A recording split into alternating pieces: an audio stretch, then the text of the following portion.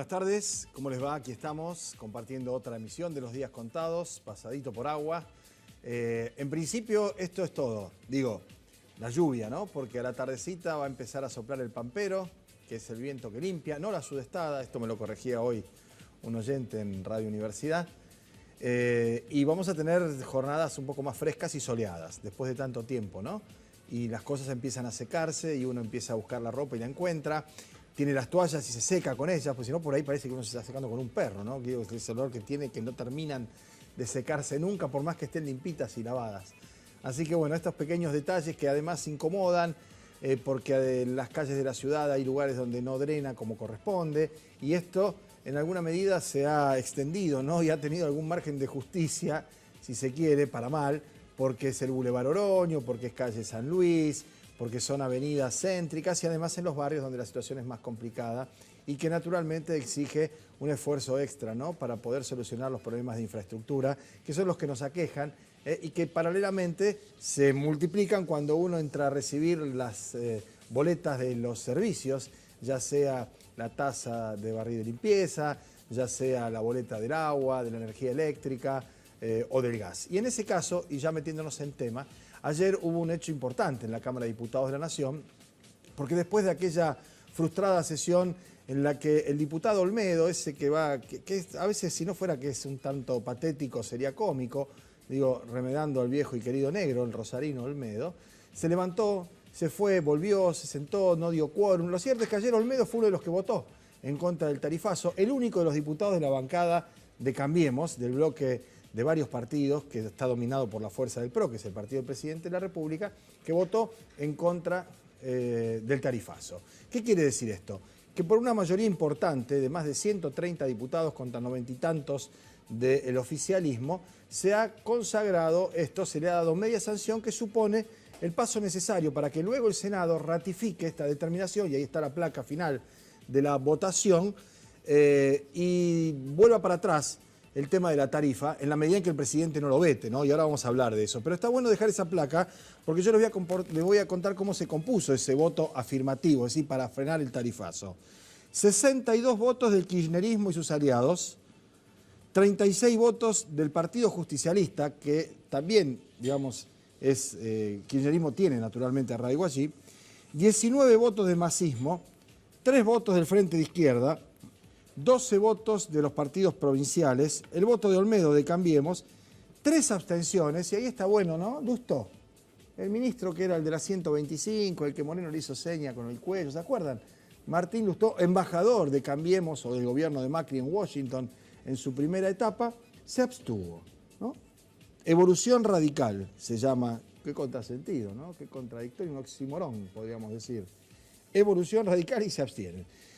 Y hubo 26 diputados ausentes. Bueno, esto que va a ocurrir ahora es el tratamiento en el Senado, donde la mayoría opositora en principio es más cómoda, es más holgada que la de la Cámara de Diputados de la Nación. Pero en el medio, y hasta tanto, y nosotros el lunes vamos a estar charlando con algunos de los senadores por la provincia de Santa Fe, hay negociaciones, conversaciones, convocatoria del presidente a los gobernadores de provincia. Como lo hemos dicho más de una oportunidad, para bien o para mal, el gobernador Miguel Ángel Lipschitz no tiene ningún senador que le responda, porque los 3 senadores por la provincia de Santa Fe, 2 son del Partido Justicialista, Omar Perotti y María de los Ángeles Sagnum, y el restante, Carlos Alberto Reutemann, es de Cambiemos, es del PRO. De manera tal que Lipschitz no creo que siquiera sea convocado a esos diálogos, que en principio se supone, desde el gobierno nacional, no son para, iba a decir apretar, pero queda fea la palabra, ¿no? Para condicionar a los gobernadores para que les digan a sus senadores que voten en contra del proyecto que frena el tarifazo. Y la verdad que si no fuera para eso que los llaman, uno de los primeros que debería ser convocado es Miguel Lipschitz. Porque no solo es el gobernador de la provincia más importante del interior, sacando provincia de Buenos Aires, sino que además es un acreedor del gobierno nacional que ahora va a la cola y allá lejos con los 50.000 millones que la Corte Suprema de Justicia falló en favor de Santa Fe, que el gobierno nacional le debería pagar por haber quitado indebidamente coparticipación federal a lo largo de muchos años, antes del gobierno del presidente Macri, para ser justos. Pero es difícil que Lifchit sea convocado, insisto, porque no tiene senadores a los que después Lifchit le pueda decir algo, ¿no? O pedirle que voten o no de tal o cual manera. Tengo para mí que tanto Perotti como Sarnún van a votar a favor de frenar el tarifazo, los senadores por la provincia de Santa Fe. Y si no lo hacen, tendrán que dar las explicaciones que seguramente no va a dar Carlos Alberto Reutemann, que casi nunca habla, ni dentro ni fuera del Senado. Independientemente del problema de salud que me dicen, y en buena hora que así sea, ha ido superando exitosamente, Reutemann no habla. Reutemann es un parlamentario que no parla y es un dirigente político que prefiere el silencio, la oscuridad, digo, la ausencia de las luces, la exposición pública y seguir adelante con su tarea legislativa, que por cierto tampoco es muy frondosa ni muy importante, porque a lo largo de este periodo que lleva en el Senado, otra vez, no hay ningún proyecto de su exclusiva autoría y mucho menos que tenga relevancia. Pero el problema no es Reutemann hoy de ningún modo, el tema son las tarifas y de qué modo se va a parar la oposición frente a lo que desde el gobierno se va a empezar a agitar, a mover, a desarrollar en cuanto a lo negativo o lo pernicioso que podría ser para el país un gesto de estas características. Y atención porque además de la madre de la patria, que es Elisa Carrió, que ya dijo que no va más al supermercado porque le quisieron cobrar no sé si 5.000 pesos, 6.000 pesos un chivito, está esta historia del policía bueno y el policía malo, ¿no? Carrió se erige en la opositora para evitar que haya opositores en serio, ¿no? Le ayudan bastante muchos de los senadores y los dirigentes de la oposición en no ser opositores en serio. Y yo le sacaría el en, diría no ser opositores serios, ¿no? Pero habrá que ver de aquí en adelante cómo se desarrollan estos acontecimientos, teniendo en cuenta que como ayer insinuábamos en el cierre del programa, porque ya había empezado a circular la información de Bloomberg, el canal de noticias financieras y económicas extranjero, a la Argentina no le van a dar uno de créditos blandos. Esto de los créditos blandos, la verdad, que esto de la dureza y la blandura tiene tantas acepciones, aplicaciones y consideraciones. Las dos líneas de crédito para países emergentes, para asistir a países, no cuadran para la Argentina. Entonces vuelve aquel viejo vocablo, el stand-by, ¿se acuerdan? ¿No?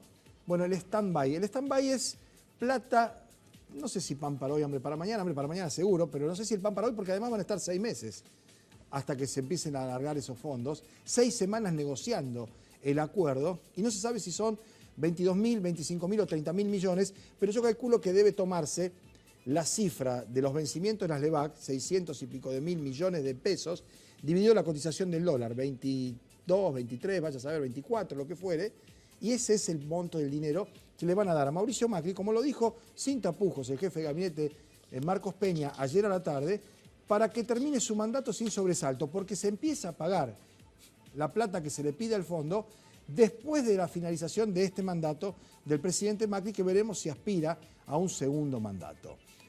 Todo esto que estamos hablando y que a esta altura del mediodía probablemente le haya hecho atragantar la milanesa o caerle mal lo que está comiendo, vamos a ver si se plasma cuando los senadores voten lo que tienen que votar. Y otra vez Macri verá si expone su capital político que está siendo efectivamente desacreditado a partir de situaciones que se fueron dando en los últimos tiempos. Yo marco el punto de inflexión en la discusión de la reforma previsional, aquellas jornadas tremendas en donde hubo represión afuera, donde hubo un manejo parlamentario complejo y que a lo largo del tiempo y con el paso de los días se fueron transformando en otras determinaciones. Los aumentos de combustible, los tarifazos en la energía eléctrica, la certeza de la ganancia de 600.000 millones de las empresas que proveen la energía eléctrica, aun cuando no tienen subsidio, las contradicciones de decir que la política de gradualismo es la que genera esta posibilidad de seguir adelante y creciendo la Argentina o bajando el déficit, y en realidad ahora dicen que el gradualismo es lo que condujo a esta corrida y a esta crisis.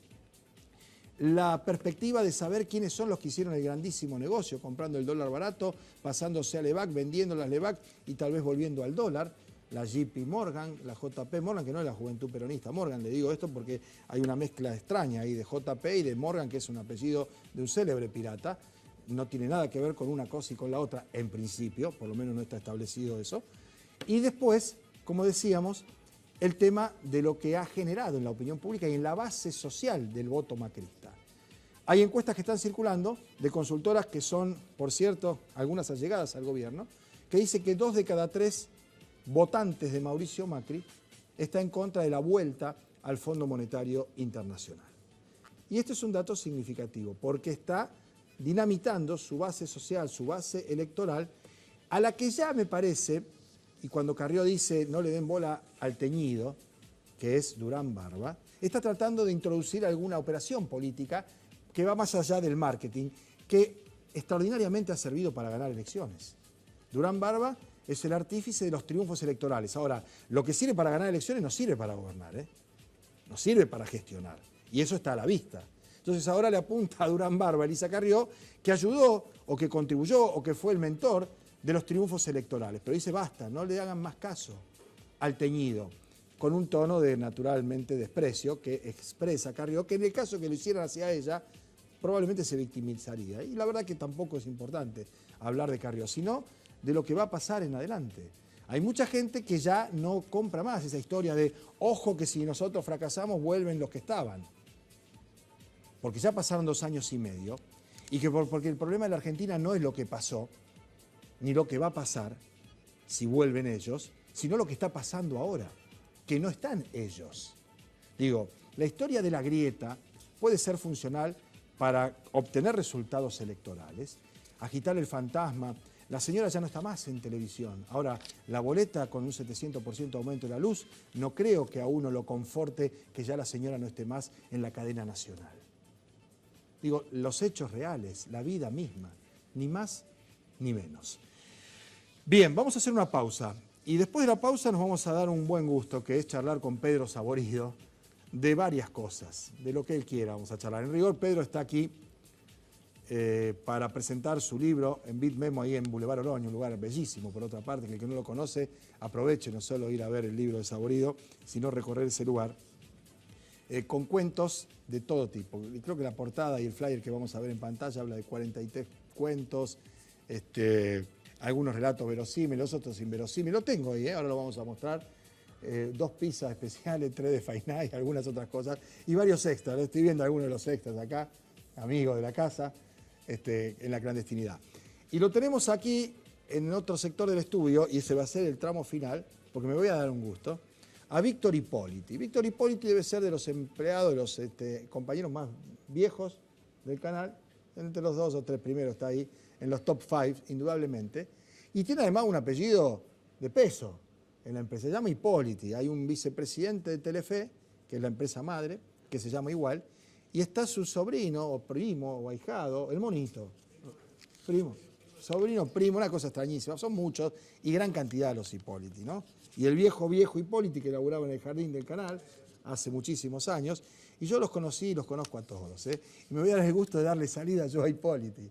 El último trabajo de Víctor, después de 35 años casi en el canal, es esta media hora que estamos compartiendo, ¿no? La verdad que para mí es bueno. Lo conozco hace casi 30. Yo hice mi primera participación en Canal 5 allá por el 89. El Sabaclán, el Clan, una cosa rarísima, era con el grandísimo Raúl Granados, ¿no? Yo era joven por entonces, todos teníamos pelo, hasta Granados. Bueno, hacemos la pausa y charlamos con Pedro Saborido un rato, y nos queda para el final otras cosas vinculadas a la ciudad y a este mal momento que se está atravesando con estos rebrotes y situaciones de violencia que ayer se llevaron la vida de 4 personas en menos de 12 horas. Enseguida venimos.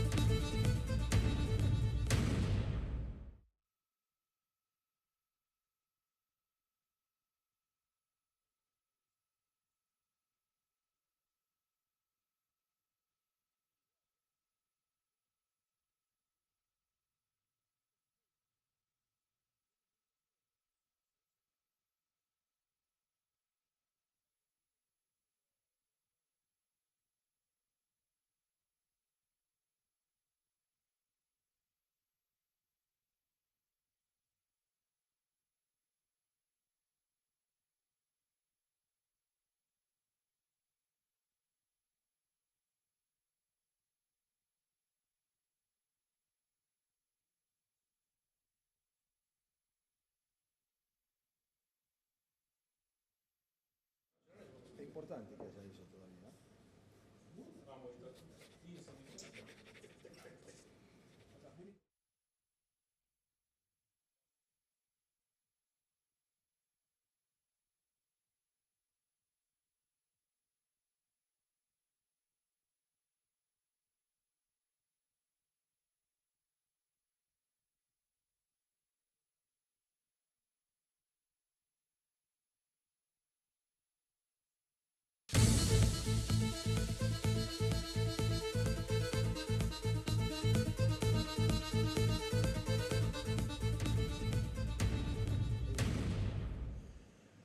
Bueno, muy bien, nos acompaña Pedro Saborido. La última vez que hablamos con Pedro fue en un barco. Sí, no sé si entraba en la categoría barco o lancha, ¿no? Un barco de madera de 100 y pico de años atrás. Ah, mira, yo Muy recordaba en una aislados. lancha. Sí, eso es como un lanchón, una gran embarcación. Sí, fue una nota que me hiciste... Para aislados. Aislados, Que claro. seguimos con eso. Y debe ser la primera y última nota que me han hecho arriba de una lancha. No sé cómo era que... La idea era estar fuera del escuchaba? ámbito. Sí, se escuchaba perfectamente. Sí, No, pero- sí, no, lamentable, se escuchó todo. No, pero se escuchaba bien, ¿eh? ¿Te cayó alguno alguna vez? Vos sabés que sí. Y No, no solo ¿quién? sí, no, Mariano Grondona. No, Sí. no, lamentablemente un gran Bien. tipo, que el viejo que ya falleció, don Upa. Cristian Hernández Laría, ¿Qué que era el pasó? director del coro de Pro Música Rosario, sí, sí. ¿Y cómo fue? Y bueno, queriendo subir y no me ayuden, un Ah. hombre de 90 años, muy vital, un tipo bárbaro, extraordinario, un saludo a su familia. Sí. Y Una una anécdota. vez Rita Cortese. También. Sí, pero ahí ya estábamos que habíamos, viste, porque tomamos durante el programa y se graba, y el barco se movía y habíamos tomado y ya estábamos con nuestro pleno. Sí, en con nuestro ese pleno bailar juicio. lambada. Exactamente. Y una vez tuvimos que suspender un cruce porque era Carlito Balá. Y había una sudestada, había un viento. Y Carlito Balá, como dijo Yupanqui de Edith Piaf, pesaba 40 kilos mojado. Claro. Digo, nosotros no podemos arriesgar a Carlito Balá y pasar la historia como los tipos que lo quemamos a Carlito por llevarlo. Tenían que a un poner barco. lastre con algunos invitados hay que Entonces, llevar lastre. o sea que la gente ve eso y muchas veces, Hay me que acuerdo... invitar así, a Balá y a Baglietto que vino de lastre. No, por O Alito por Vitale, que Baglietto, es un claro, poco Alito más grosso. Vitale, como para que más o menos... O ponga un algunos poco de los de muchachos que lastre. hacen humor y son un poquito más gruesitos. Claro. Y termino con esto, vamos a hablar del libro. No sé. Porque ahí fue en donde A mí se me te interesa ocurrió más hablar de gente que hace reportajes en lancha que que de mi libro. Porque La en verdad. ese momento, Podríamos hacer en globo la próxima vez. claro, y además estaba el que bien que la hizo. Ahí se te ocurrió a vos un programa que nunca plasmaste, No, no, que era una historia, un relato, un envío que era la historia de gente que la había hecho bien. Sí, pero no bien en términos de sacar ventaja, No, pasar no al comprarle frente. bar, vender dólar y volver al dólar. Exactamente, sino de eso hacer- sabemos que la claro, que hacen la bien, hacen, pero no, bueno, claro, bien para claro, ellos. claro. Sino es gente que de alguna manera encontraba una manera de encontrar un lugar en el mundo y en la vida y Haciéndola de él y bien. Y claro, sin molestar a... Que no solamente evitándose problemas, sino sin provocárselo a los demás, que es el mejor aporte que uno puede hacer en la vida. Bien. ¿No? ¿Te puedo decir que vos la hiciste bien? Eh, Yo lo digo, vos a lo mejor sí. no lo reconoces, pero vivís, ¿verdad que sí? Allá me dicen que sí. Sí, Vivís sí. de hacer lo que te gusta, me Sí, parece que sí. sí, Cuando te gusta, sí. casi podríamos decir ahora, la ha galgueado, por supuesto. Siempre. Tanto vos como cuando uno dice saborido, si bien El laburaste secreto, con no tacto, generar, el secreto no es no armar un sistema de vida con mucho gasto. con mucho gasto, no levantar la vara. O sea, claro, ya empezamos a tener casa de fin de semana, 3 autos, una lancha y ahí después sí Y tenés mandar a que los chicos a una escuela privada, Y claro, después a después tenés estudiar que- al conservatorio. Entonces, Exactamente, ahí hay que hacer programa a la mañana, uno a la tarde. y seguir No, laburando. claro. Bueno, pero decíamos, laburaste con Tato Bores, te diste los gustos además de laburar con gente a la Sí, que probablemente querías, respetaba o te daba placer hacerlo, ¿no? Como En Diego el ca- Capusotto. Claro, sí, tanto con... De Diego soy amigo y de Tato No, fue algo diferente. muy interesante porque yo trabajaba con Omar Quiroga en Radio Mitre, al lugar que también aparecimos por casualidad, y nosotros éramos como hipones que la televisión nos parecía el Claro, demonio. claro. Aún hoy me parece que es un instrumento de Satán, pero... Satán. Sí, claro, Satán, justo. Entonces trabajar en televisión no era una cosa que nos parecía wow, era la radio. Para nosotros la radio era como mucho más noble, qué sé yo. Entonces cuando empezamos a trabajar con Tato no nos parecía algo Sí, no era tocar el cielo con las manos, ni mucho aspiracional, menos. pero No, sí para presupuesto. nuestras tías. No, tampoco ganábamos Ah, y más para la las tías radio. laburar con Tato Claro, Bores, claro. qué sé yo. Entonces después Sí, con el sí. tiempo fue más valorado lo demás. Incluso con Horacio Ríos, que es con el amigo que me ayuda a volver a Rosario, que es un lugar que me encanta siempre. El otro día nos sacamos logramos sacarnos una foto nosotros mismos, pese a nuestra precariedad Sí, cultural y tecnológica, con un póster de Tato. ¿no? De Tato de Good Show, donde Sí, sí. Horacio trabajó también conmigo. Y volviendo a ver eso, decíamos qué increíble el despelote que armamos. Aún hoy, lejos de que la tecnología o los avances Sí, en la comunicación. superproducción y No, los drones y toda esa historia. Decíamos, mirá todo esto que habíamos hecho. Sobre la cabeza, La idea del Tato de Good Show era, habíamos reproducido la tapa de Sgt. Pepper. Sí, sí, sí. Y decíamos, bueno, entonces esa locura que hacíamos en esa época, ¿no? Bueno, a propósito, mirá las casualidades o no. Esto es todo lo contrario. Pero vas a un lugar ahora donde vas a encontrarte con el Sargento Pepper, que es Bitmemo, un lugar fascinante en la ciudad de Rosario, en el Boulevard Oroño, a presentar este libro, que es una historia de fútbol, en 43 cuentos, 18 testimonios, 99 personajes inciertos, 12 circunstancias discutibles, 5 episodios inverosímiles, jamás contados, 4 heridos, 2 de musarela, 3 de fainá, 6 cortados mitad a mitad, un almendrado. Y coso. Y coso. Sí, un título que yo tiré un poco en broma cuando me pidieron títulos de la editorial y lo eligieron.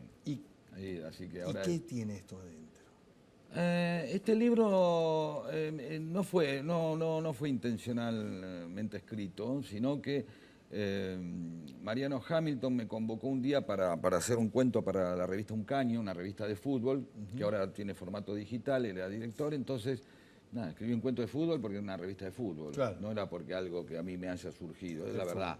Si hubiera sido de agricultura, hubiera escrito una sobrecampo. De sojeros, qué sé yo. Y empecé y le gustó, y a la gente le gustó, y entonces escribí más cuentos, y cuando la revista decidió con la editorial Planeta hacer una colección, me convocaron para que tome muchos de esos cuentos y los complete. Bien. Y en algo que a mucha gente le pareció, uy, pero te encerraste en escribir sobre un tema, y a mí me facilita el hecho de, así como Peter Capusotto, es un programa de rock, sí. y ayudó mucho la segmentación del tema, acá meterme en el tema del fútbol también. Sí, ya que estamos, y me diste vos lo de Peter Capusotto, ¿es tanto más importante, digo, para tu carrera, tu satisfacción personal, que esto que me decía que no era lo soñado, que era laburar con Tato, pero sí con Diego Capusotto, que además es tu amigo? Sí, sí. ¿Ese es el laburo? A veces el tema de trabajar en algo que te gusta se puede volver un infierno con solo prolongarlo. Claro. Si te gusta hacer este programa y me vas a decir que sí. Si te hago hacerlo 16 horas por día, de lunes a domingo, vas a decir, ves una cámara y te vas a pegar un tiro, vas a agarrar al señor y le vas a pegar, por ejemplo. Es el último día. Hoy, si hay que pegarle, hoy sería hoy, pero bueno. Bueno, sí, lo veo con ganas de pegarnos a nosotros, incluso decir una vez que podría ser termine. Entonces también hay que saber trabajar con aquello que a uno le gusta, es saber cuidarlo, no exponerlo. Nosotros nos ofrecieron muchas veces ir a canales más grandes y nos dábamos cuenta que íbamos a arruinar, por ambición podíamos arruinar eso. O sea, no siempre que algo sea grande o pase a ser visto por más gente o que tenga más producción significa que vaya a crecer. Bien. Creo que nosotros crecimos por estar en un tamaño, en una política de programación, y eso nos permitió estar, y nos permite estar, y que todavía no nos... El otro día nos encontramos con Diego para ver si en junio, julio empezamos a armarlo el programa, ahora con otros temas tecnológicos que podrían hacer que aparezcamos directamente en internet y ya no en la televisión abierta. Y lo más importante fue darnos cuenta que teníamos ganas de seguir haciéndolo. Más allá de que uno también necesita... Boludear, como dijiste vos. Necesita dinero para vivir. Sí, para vivir y el ocio no creativo. Sí, ahora más, uno tiene más ganas de trabajar. Que eso es lo que se va a lograr ahora, que uno tenga más ganas de trabajar. Y si no tiene ganas va a ser como que vas a tener que trabajar más, sí. Pedro, gracias por haber venido. Estamos acá en Tierra Firme. La próxima vemos dónde es. Sí, no, tenemos que hacer un programa en Bitmemo. Claro. Bueno, hoy podríamos ir a ver la locación, como dicen los hombres del video y del cine, ¿no? Salgan, a las 6 de la tarde, eso llueve, es. Pero no importa. ¿Oroño a qué altura? ¿Y Güemes? Y Güemes. Sí, ya empieza el bis. Me mataste ahí, No, un lugar hermosísimo en la ciudad de Rosario. Gracias por venir. Gracias y nos vemos la tardecita. Dale. Muchas gracias. A ustedes les pido que se queden un minuto, vamos a hacer una pausa. Vamos a dejar toda esta historia de la ciudad que están relacionados con episodios bastante complicados para mañana, porque vamos a seguir estando y vamos a darle la despedida a nuestro amigo Víctor. Enseguida venimos, en un minuto.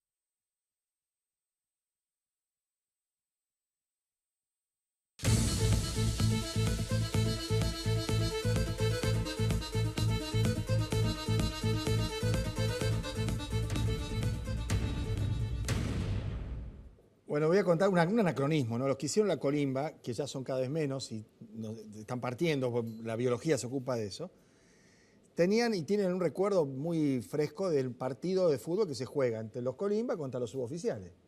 Y ahí vale todo, se daban a morir y todo eso. ¿Y esto qué tiene que ver? Bueno, yo lo tengo a Víctor Hipólito acá. Te voy a decir que pongas el micrófono en algún lugar donde no lo caiga, donde no lo tires. A la pirincha, si se tira así. En un lugar donde no lo tires, eso me fue a mí también. Ahí está, sentate derecho, acomodate la camisa, levanta la cabeza, habla fuerte. Es lindo de este lado. Bueno, toda la vida acá, casi. Sí, 34 años, sí. Ajá. Sí. Entraste siendo un pibe, muy joven, de veintitantos. Viste, un mundo raro, un mundo que sí, la televisión era, qué sé yo, una cosa novedosa. novedosa. Los drones ahora. Cuando vos veías lo que era el programa, decías, y esto es, mira vos, porque vos eres televidente, imaginás una cosa grande. Claro, sí. Y es esto acá, los sets son chiquitos, ¿no? Sí. Y además, cuántas figuras, cuánta gente, qué momento extraordinario la televisión, cuando no había ni tantos cables, ni tantas pantallas, ni tantas imágenes, ¿no? Y después la otra, tuve la suerte de hacer el archivo del canal. ¿Cuántos políticos que te sentaron acá? Y cuántas cosas que dijeron y que no hicieron, ¿no? Yo recuerdo. ¿Va a extrañar, Víctor? Un poquito. Sí, y no, aparte no voy a estar, voy a venir a visitar a mis compañeros, a hacer comida, comemos juntos. Sí, ahí sí que hay unos chorros ahora y después haremos el asado del programa. Y como es, sí, no, pero... Siempre de aquel lado, porque en la radio es distinto que en la tele. En la radio uno empieza detrás del vídeo a marcar diario, en la época que yo empecé, porque no había diario de papel y se marcaban, a hacer las comunicaciones telefónicas, la producción, y en un momento determinado uno quiere dar el salto e ir al micrófono. Sí, ¿A vos siempre este lado? No, nunca. ¿Hacer un programita, conducir? No, porque la primera vez que me senté acá así, con el padre Noni, querido padre Noni, que trabajábamos, y cuando vi que estaba delante de una cámara, y hacía ya 20 años... Es mejor estar atrás. Dije, no, déjame, ese es mi lugar. Bueno, Víctor es el que se ocupa siempre de hacerme la seña a mí para terminar. Son las 2:30. Quédate a hacerlo el cierre, bueno. A ver qué tal te sale. 2:30 justo. Bueno, mañana venimos.